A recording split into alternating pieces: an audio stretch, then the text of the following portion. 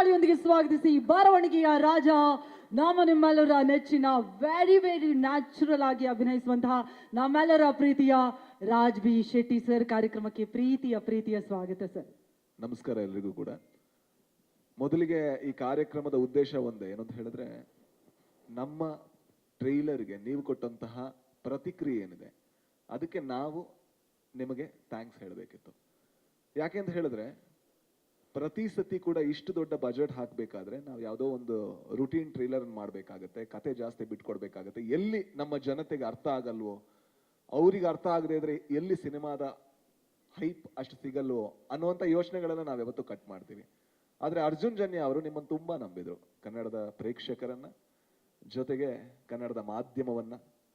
So ನೀವಿವತ್ತು ಆ ಟ್ರೈಲರ್ನ decode ಮಾಡಿದ್ದು, ಅರ್ಥ ಮಾಡ್ಕೊಂಡಿದ್ದು ಏನಂತ ತೋರಿಸುತ್ತೆ ಅಂದ್ರೆ ನೀವು ತುಂಬಾ ಬುದ್ಧಿವಂತರಿದ್ದೀರಾ ಅಂಡ್ ಯಾವ್ದು ಒಳ್ಳೇದು ಅಂತ ಅನ್ಸುತ್ತೆ ಅವಾಗೆಲ್ಲ ಕೈ ಹಿಡಿದು ನಡೆಸಿದ್ದೀರಾ. ಆ ಕೈ ಹಿಡಿದು ನಡೆಸಿದ್ದಕ್ಕೆ ನಮ್ಮ ತಂಡದ ಪರವಾಗಿ, ನಮ್ಮೆಲ್ಲರ ಪರವಾಗಿ ನಿಮಗೆ ಮೊದಲ ಧನ್ಯವಾದಗಳು. Thank you so much. Thank you. And ಯಾವತ್ತೂ ಕೂಡ ಒಬ್ಬ ಚಿತ್ರಕರ್ಮಿಯಾಗಿ ನನಗೆ ಆಸೆ ಇತ್ತು, ನಮ್ಮ ಸಿನಿಮಾಗಳನ್ನ ಬೇರೆಯವ್ರು ಮಾತಾಡಬೇಕು, ಹೊರಗಡೆಯಿಂದ ಮಾಡ್ಬೇಕು. ಕನ್ನಡ ಸಿನಿಮಾ ಅಂತ ಹೇಳಿದ್ರೆ ಓ ಚೆನ್ನಾಗಿದೆ ಅಲ್ವಾ ನಿಮ್ದು ಅನ್ನೋ ತರ ಅನ್ಸ್ಬೇಕು. ಎಲ್ಲಾ ಕಡೆ ಆ ಸಿನಿಮಾನ ತೋರಿಸಿ ತುಂಬಾ ಚೆನ್ನಾಗಿ ಮಾಡಿದ್ರ ಅಂತ ಆ ಒಂದು ಹೊಗಳಿಕೆ ಗಿಟ್ಟಿಸ್ಕೊಳ್ಬೇಕು ಅಂತ. ಅದು ಯಾವ ಕನ್ನಡ ಸಿನಿಮಾ ಆದ್ರೂ ಪರವಾಗಿಲ್ಲ.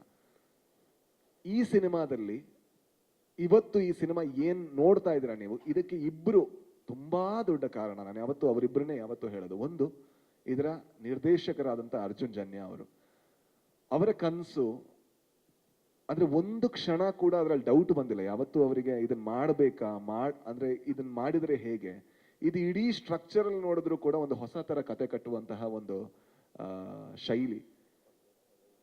ಬಟ್ ಅವರ ಆ 3 ವರ್ಷದ, ಅಂದ್ರೆ ನಾನು ಯಾವತ್ತೂ ಅವ್ರು ಮಲಗಿದ್ದೆ ನೋಡಿಲ್ಲ ಅಣ್ಣ. ನಾನು ಕೇಳ್ತಿದ್ದೆ ಎಷ್ಟು ಗಂಟೆಗೆ ಮಲಗ್ತೀರ ಅಂದ್ರೆ 2 ಗಂಟೆ 1.5 ಗಂಟೆ ಅಷ್ಟೇ ನಿದ್ದೆ ಅವರಿಗೆ.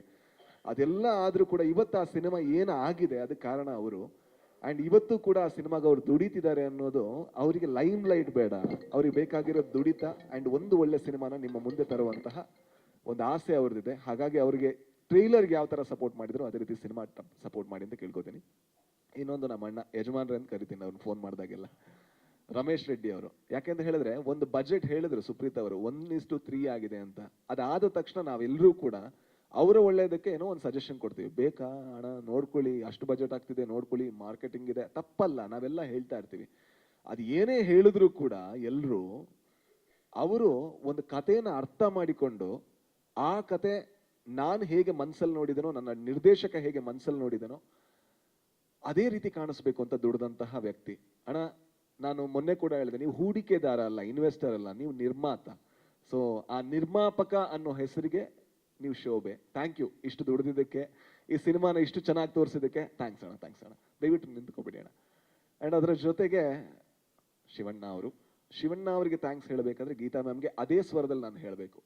ಯಾಕೆ ಅಂದ್ರೆ ಪ್ರತಿ ಸತಿ ಕೂಡ ನಮಗವ್ರು ಶಿವಣ್ಣ, ಆದ್ರೆ ಅವರಿಗೆ ಗೀತಕ್ಕನಿಗೆ ಹಾಗಲ್ಲ, ಅವರಿಗೆ ಅವ್ರ ಪತಿ.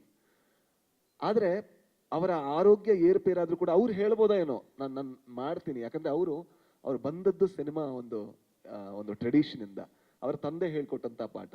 ಬಟ್ ಏನೇ ಆದ್ರೂ ಕೂಡ ಆ ಟೈಮಲ್ಲಿ ಬೇಕಾಗಿರೋದು ರೆಸ್ಟ್ ಅಂತ ಹೇಳ್ಬೋದಿತ್ತು, ಅವರ ಮಗಳು ಕೂಡ.